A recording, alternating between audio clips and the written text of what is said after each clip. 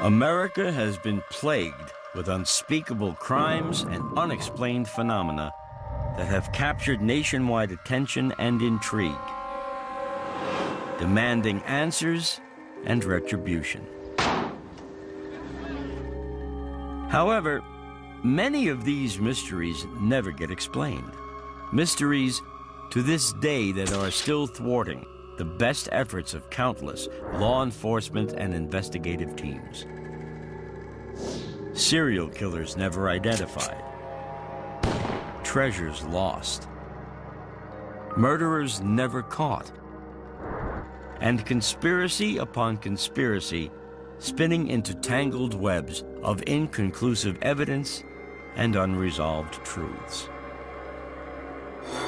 This compelling documentary series presents a countdown of America's 60 most notorious unsolved mysteries and crimes in a dramatic compilation revealing these unanswered questions in 10 fascinating episodes.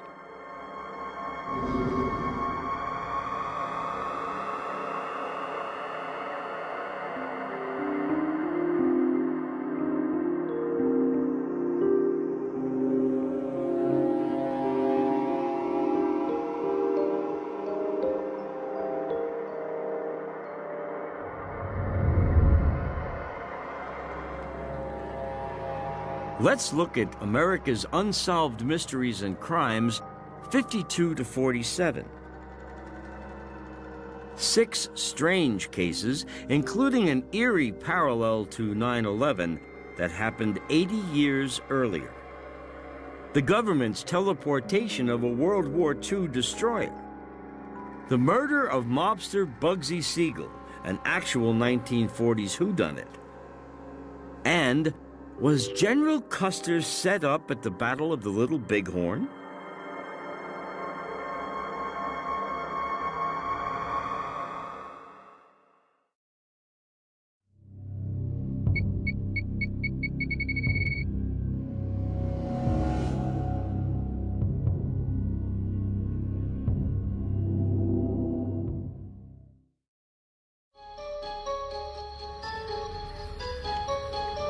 In America, wherever deep, dark, mysterious forests still exist, something unknown to science lives.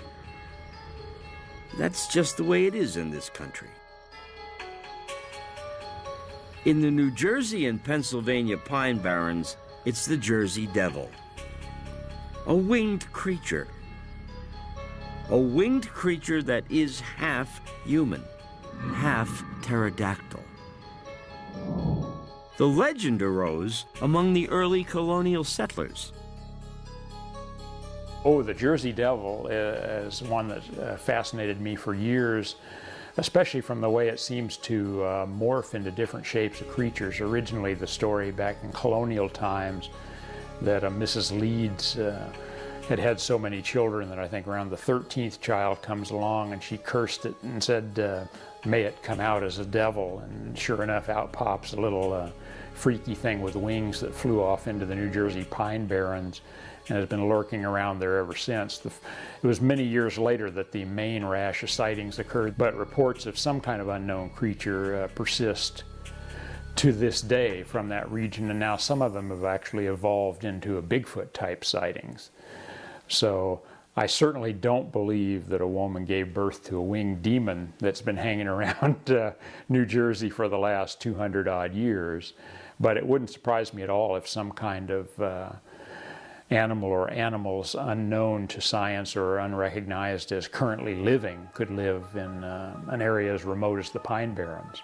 New Jersey and Pennsylvania both, coincidentally, have long-standing reports of very large birds that don't match with anything known in the United States also, which continue from Pennsylvania's Black Forest to the present day.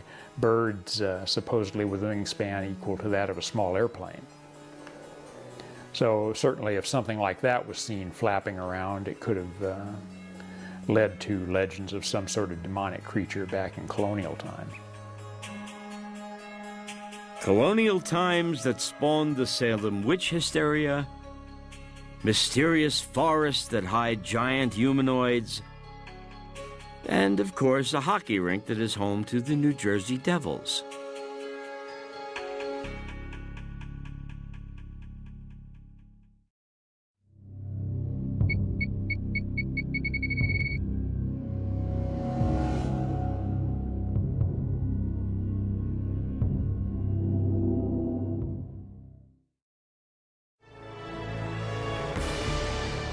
The Battle of the Little Bighorn, Custer's last stand. The epic battle of the Plains Indian Wars. A battle that pitched three great foes against each other. The charismatic cavalry leader, Colonel George Armstrong Custer, versus the legendary Sioux warrior, Crazy Horse, and the powerful Sioux medicine man, Sitting Bull. A battle that left one stunning mystery after another. Custer dead, his 7th Cavalry wiped out, it was inconceivable. Why would the country's most famous Indian fighter ignore his scouts' reports about the size of the Indian village he was about to attack? Why would he divide his forces when he was clearly outnumbered? Why wouldn't he wait for reinforcements, which were only a day away? Mysteries within mysteries within mysteries.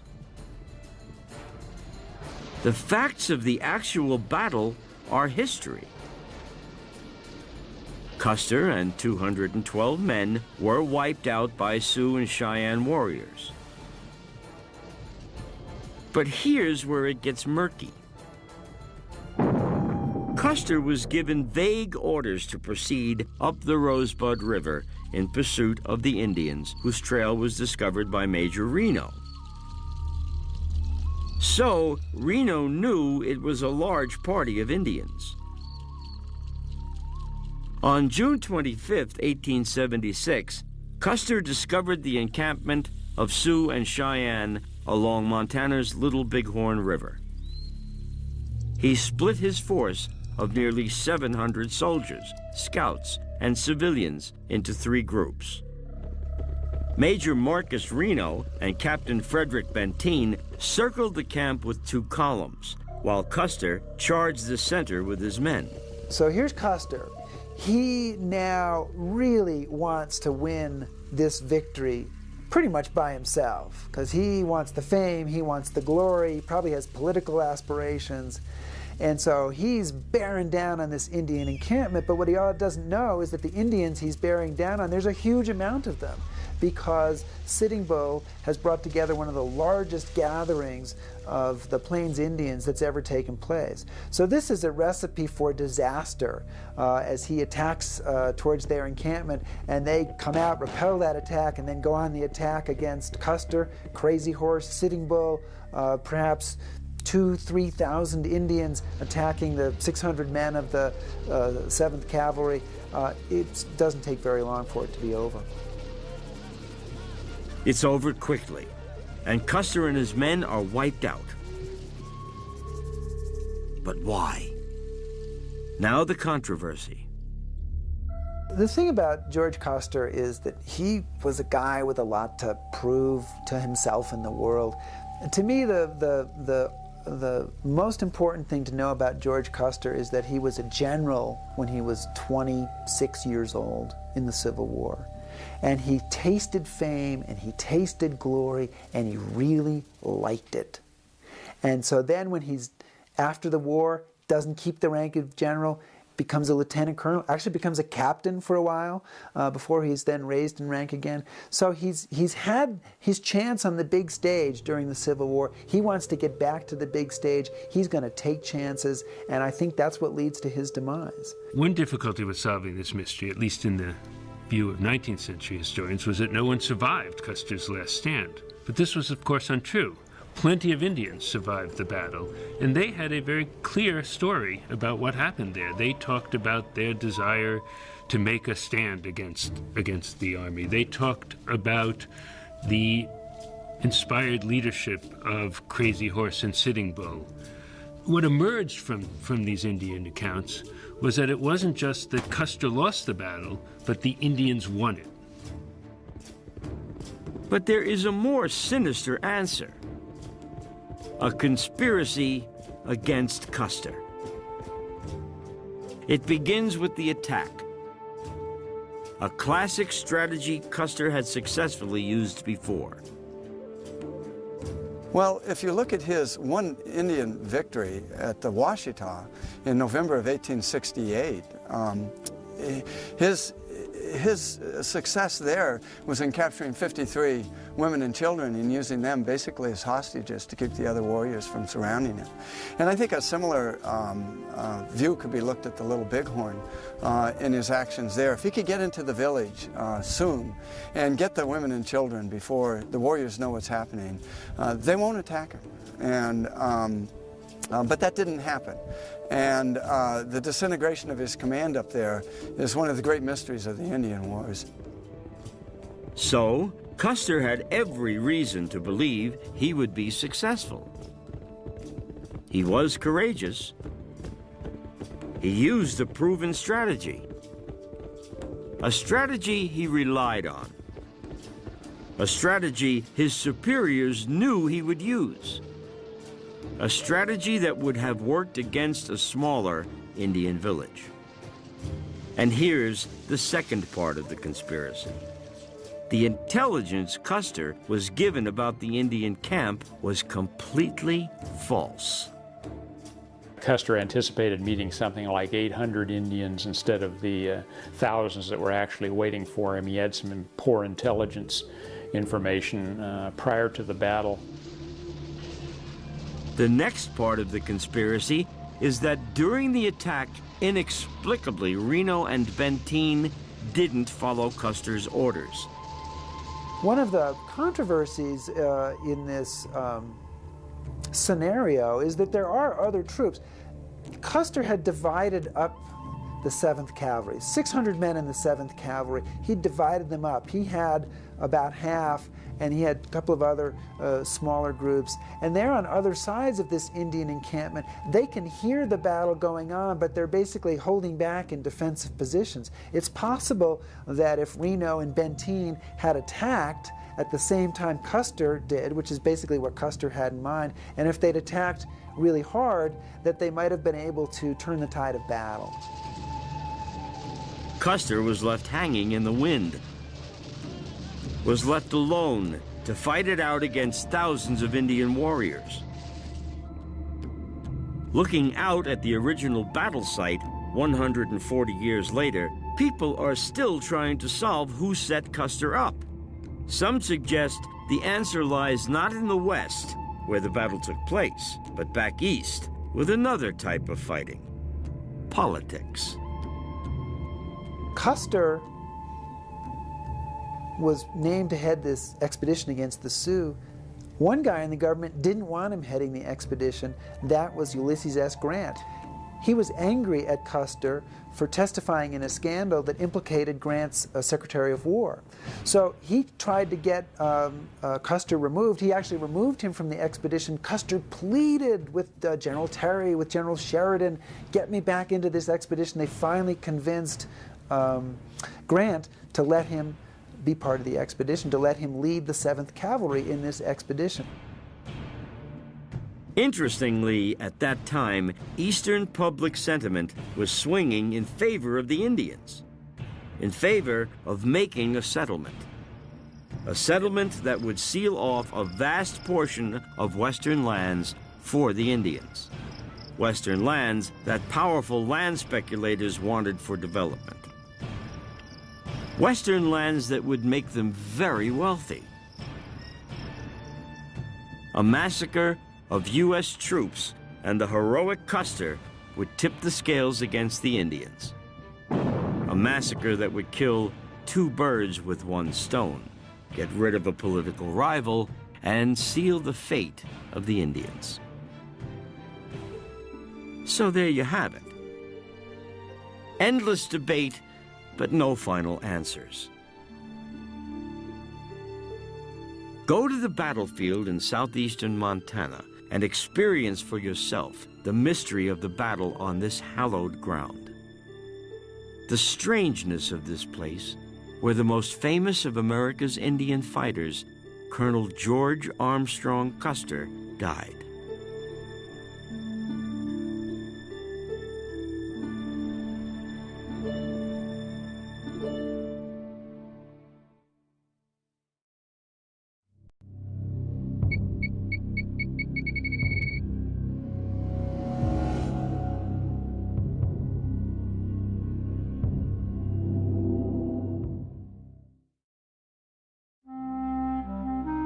The Mafia, the mob, and finally, the Syndicate. We've all heard of this super-secret crime organization. It was formed 80 years ago by three men, three best friends. Charles Lucky Luciano, the charismatic visionary leader. Meyer Lansky, the brains, the financial wizard. And Benjamin Bugsy Siegel, the good-looking enforcer, the muscle. The three streetwise buddies rose to positions of incredible power, which made them untouchable. Nobody could whack these three. But then the impossible happened. Bugsy was hit. Mob style. A killing that over 60 years later leaves nothing but questions.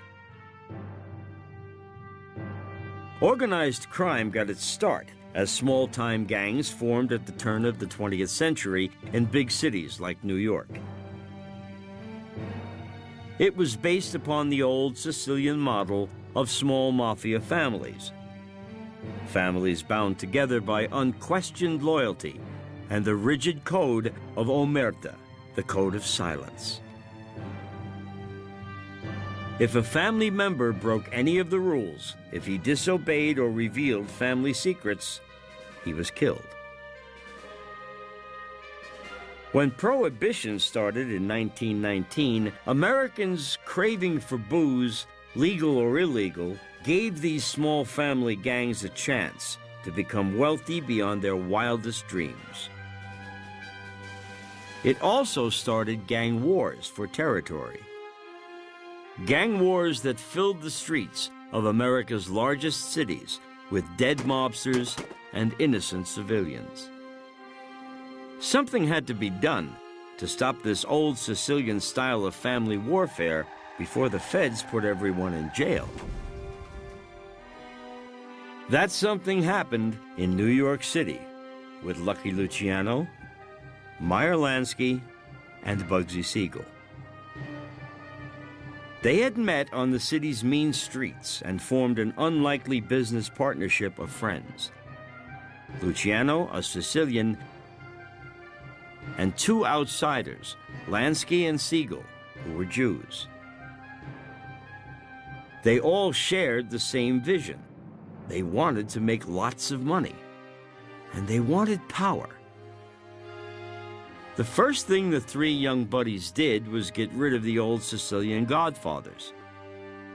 Next, they consolidated New York's crime families into a smooth-running business syndicate, a corporation of organized crime that brought under one umbrella the godfathers in every major American city, from New York to Chicago to Los Angeles.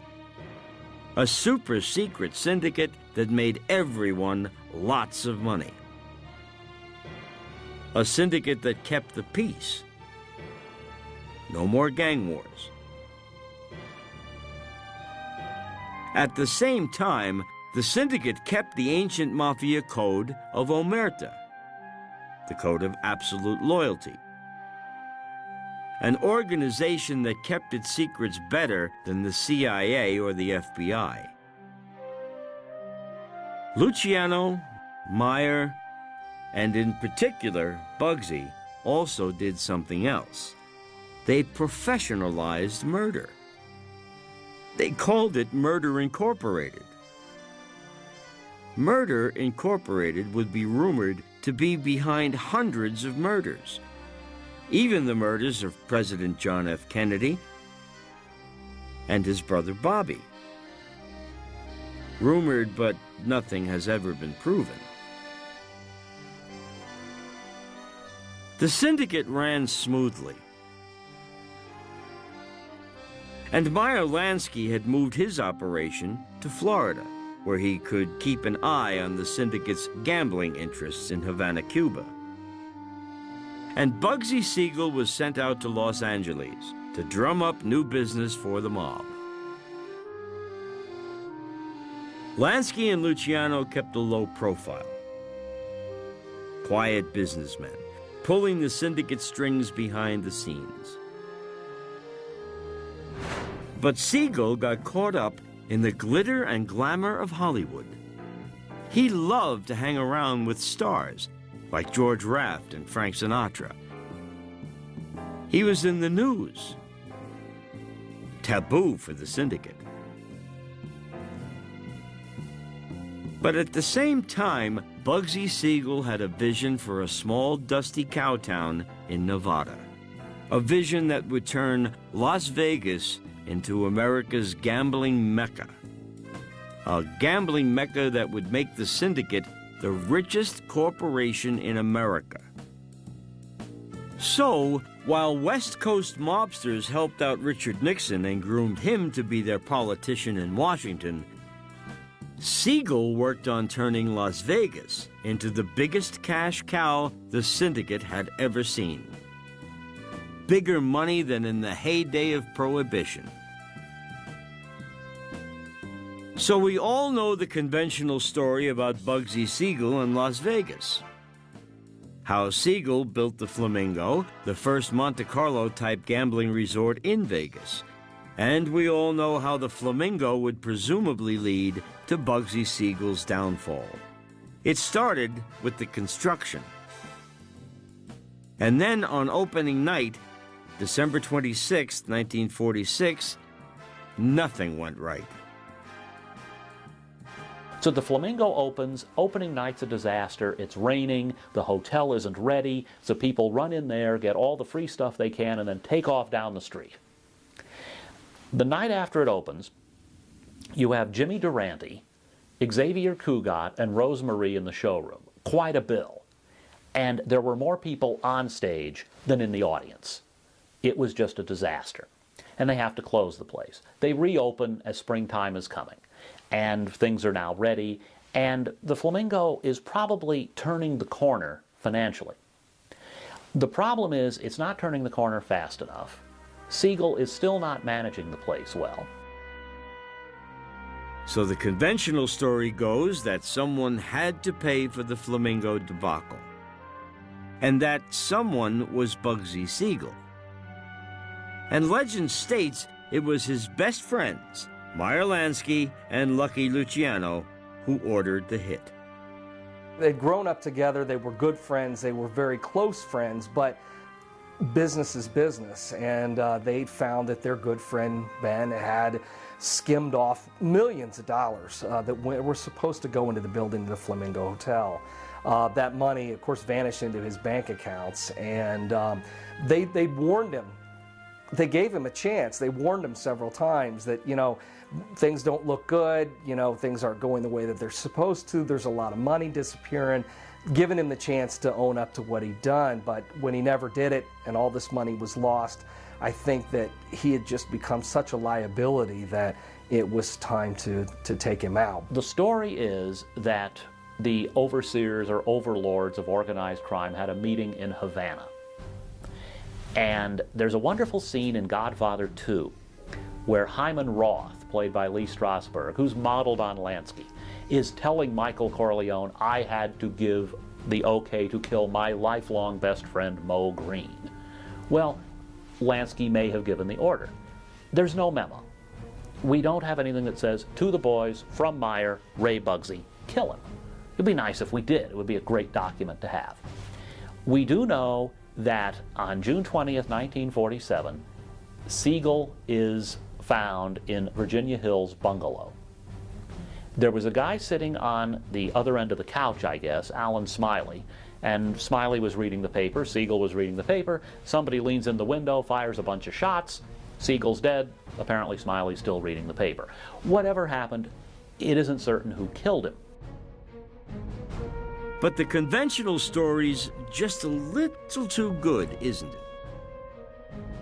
You don't kill the guy who's going to make you millions, even billions of dollars. That doesn't make sense. And Lansky and Luciano were in the business of making money. So if it wasn't the mob, who was it? An alternative theory that I came across doing a recent biography of Mo Dalitz, one of the old Jewish gangsters from Vegas, is that Dalitz was angry with Siegel for beating up Virginia Hill.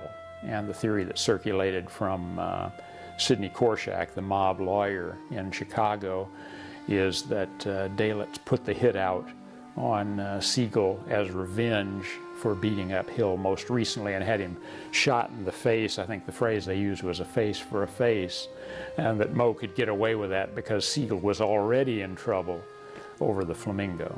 There is a theory it was actually Virginia Hill's brother acting on his own because Siegel had beaten her up. Possible?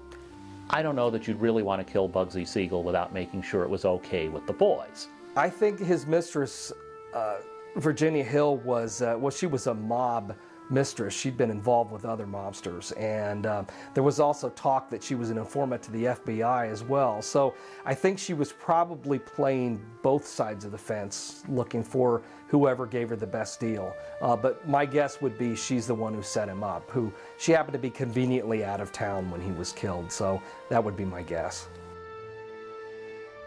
No one has ever claimed responsibility for Bugsy's assassination. No one ever talked, and we'll never know.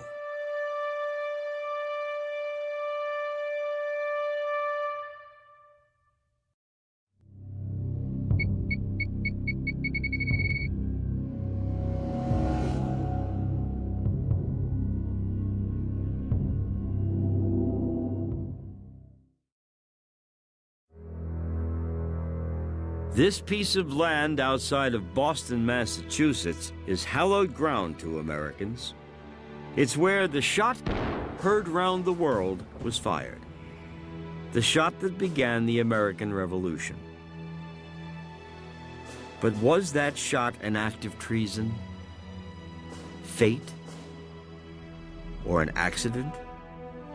Do the history books have it right? There's a mystery at the beginning of America. There's a mystery over the start of the American Revolution, and it's a mystery from my hometown, Lexington, Massachusetts. Who fires the shot heard round the world? Who fires the shot that starts the American Revolution? There are, on the green in Lexington, on the morning of April 19th, 1775, there are about 80 Lexington militiamen. There's a force of British soldiers that wants to march to Concord to seize colonial munitions that they believe are hidden there, but they're facing off against these militiamen. And honestly, there shouldn't be a battle there because the militiamen are starting to withdraw. The British don't want to have a fight. They really want to march on to Concord and seize those munitions. And somebody fires a shot, and that shot really changes everything. The British believe they're being fired upon, they fire back, the militia fires back, the American Revolution begins. And things could be different if that shot hadn't been fired. And while a lot of finger pointing goes on, people saying so-and-so fired, their side fired, he fired, nobody has ever come forth with a credible theory as to who really fired that first shot. Could have been accidental. Could have been a British officer trying to scare the colonials. It could have been a colonial from behind a stone wall taking a pot shot at the British. To me, that mystery is a wonderful mystery that's just at the heart of the birth of our country. Who fired the shot that started the war that gave us our independence? And people are still arguing about it more than 200 years later. 80 colonial Massachusetts militiamen under the command of Captain John Parker squared off against 4 times their number of British regulars and Marines, commanded by Major John Pitcairn. According to legend, Captain Parker was supposed to have uttered, "Stand your ground! Don't fire unless fired upon! but if they mean to have a war, let it begin here. All bravado aside, most everyone agrees neither side wanted a fight. That the militiamen were backing down when the fateful shot was fired. And you might ask them, well, why wouldn't they claim credit? They fired the first shot that started the war. But at the time, they wanted everybody to believe that the British had fired the first shot, so that the people in Lexington are the oppressed farmers who have been attacked by these evil British soldiers. So they've got a PR story to put out, so nobody wants to cop to it. Meantime, the British, they don't really want to admit to it if they did start it, because they, of course, want to make out that they're acting properly until the militia starts to open fire on them. The most likely answer to me is that it is a colonial militiaman, possibly by accident, possibly on purpose, but that it's one of them who start the war. Perhaps someday you can go to this historic battlefield site and divine where the shot came from.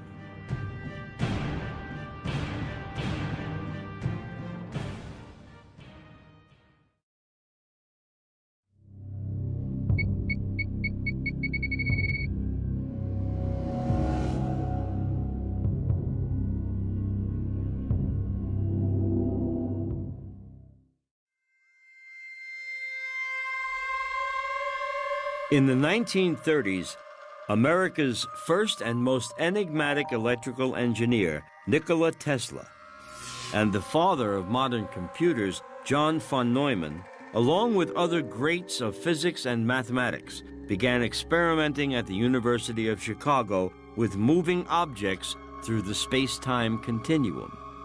In short, time travel. When the United States entered World War II, their research shifted to using intense electromagnetic fields generated by Tesla coils to hide ships from enemy radar. In effect, developing what is now universally recognized as the world's first cloaking device. Then, in October 1943, they tested the cloak for the first time on the Navy destroyer, the USS Eldridge. Two massive generators delivered power to 4 giant Tesla coils mounted on the ship's deck. What happened next is either the greatest scientific breakthrough of the 20th century or the greatest urban legend of all time.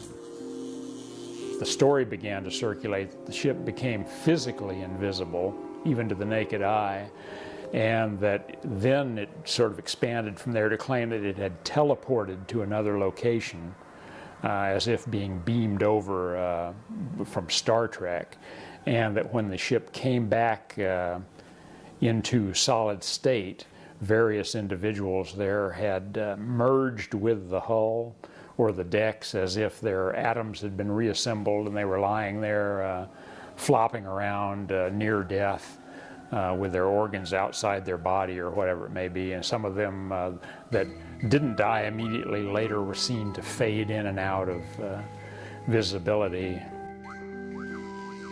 What we do know for sure is that Nikola Tesla had a falling out with the Chicago research team and had no direct involvement in the Philadelphia experiment. John von Neumann from Chicago University was brought into this project. He was going to serve as Tesla's assistant, and as it turned out, Tesla wanted no part of the experiment. But the experiment went ahead anyway, and they located a large and powerful Tesla coil on ship. And they had 2 more tuned coils at the entrance to this bay on the New Jersey coast. And when that coil got in harmony with the other 2 coils, we have what is known as the Philadelphia experiment. A green mist came up. The ship disappeared out of the Philadelphia yard, and it had shown up off of Haiti, 1,100 miles away. And it existed there for 2 hours. And then the green mist came up again, that ship disappeared and reappeared back in the Philadelphia shipyards. The sailors that were aboard, and there were a number of them that were aboard, some were caught up in the superstructure of the ship. Others have dove off of the ship because of the unusual activity going on. The ship itself is in Greece now. It was a brand new ship. We were not giving brand new ships away to anybody, but suddenly we gave this one to Greece. I've heard that there are weld marks where they have filled in where the superstructure has been torched and plates were cut out and replaced. Now, whether or not that's true, I don't know, but I am going to say that the event took place. There's just too much traffic out there that convinces me that something happened, and it may have gone down like Al Bielek talked about, or it may have gone down similarly, but it's something that I think man grabbed a hold of something that he couldn't handle, and he stepped back from it. The destroyer that in the Philadelphia experiment that was physically transported from one place to the other, I do not believe happened. I think it's a figment of Carlos Lindy's mind and his thought process and theory. The ability to cloak, that I think is being done now, but I don't think that it was done then. I think technology, it's like reading Dick Tracy in the newspaper when we were kids. You know, they had the little watch that you could look at and talk into. Boy, that was really sci-fi and way out there. Today, it's a pretty common thing that happens. I think it was the same thing with the Philadelphia experiment. That was something that somebody wanted to happen, so they wrote a story about it. The truth or legend of the Philadelphia experiment has always revolved around the unique power of the Tesla coil, a powerful resonant transformer that to this day is not fully understood. I had a fellow call me up from the Chicago area. He's been involved with Tesla. His family's been involved with him. His uncle and his father had worked for Tesla. They both disappeared. So this guy calls me up and he says, I think I know exactly what Tesla was doing. And I say to myself, I've heard this before, but I listened. And he invited me down to Chicago, and he was talking about a time factor, and I wasn't sure how he would manipulate time. But I went to his lab, and he did manipulate time, and he did manipulate a Tesla coil in such a way I have never seen before. But when he had gotten done with it, this coil was putting out so much power. It wasn't connected to anything, but in one case we had two charged capacitors, each over 17,000 volts. This is coming out of nowhere. And I almost fell down and kissed the ground he was walking on. I was so impressed. Perhaps we will soon know the truth of the ultimate power of the Tesla coil, and the truth about the mysterious death of its inventor shortly after the Philadelphia experiment.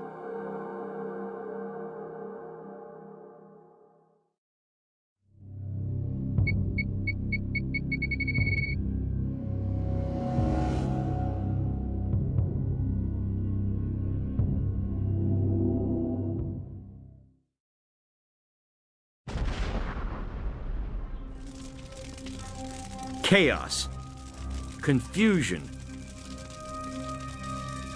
terror. The world crumbling around New Yorkers. Many dead. The financiers of Wall Street running from a deadly terrorist attack. No, the year wasn't 2001. It wasn't 9/11. It was 1920, almost 81 years to the day before 9/11. September 16th, 1920, a bomb goes off on Wall Street. 100 pounds of TNT right in front of the offices of J.P. Morgan. You can just imagine the carnage. They say that the smoke rose 100 feet in the air. More than 30 people are killed, hundreds injured. I think at the moment of the blast, it was just after noon. Eyewitnesses say they saw a horse and cart pull up in front of the office. Suddenly, the explosion takes place, shards of glass flying around. I mean, it must have been just like 9/11 for the people who were there on Wall Street that day. It was the first major terrorist attack on American soil, an attack with eerie parallels to 9/11. Like 9/11, the 1920 bombing of Wall Street shook the nation. Like 9/11, there was no one person to point the finger at. Just a shadowy political group who called themselves anarchists. Like 9/11, the bombers most likely died in the explosion. And like 9/11, there was no justice for the victims. 90 years later, the bombing still hasn't been solved. With no bombers to arrest, officials pointed the finger at the most obvious target: anarchists. The worst of these anarchists were the Gallianists, led by the charismatic Italian Luigi Galliani. They railed against the conspiracy between big business, the likes of the Rockefellers, Carnegie, and J.P. Morgan, and the U.S. government. A conspiracy to keep the working classes and the immigrants in terrible poverty. They were out to make the fat cats pay. And the biggest symbol of American capitalism, of course, was Wall Street. No one has ever tried or apprehended, but it's widely believed that this is the work of the Italian anarchists. Ironically, of course, if they were trying to go for the fat cats, the financiers, that's not mostly who was killed. Mostly it was clerks and messengers and kind of the working stiffs who were working for the financiers. So if it was meant to be a blow against the rich and wealthy, it really didn't turn out quite that way. Which makes one ask, was it really anarchists?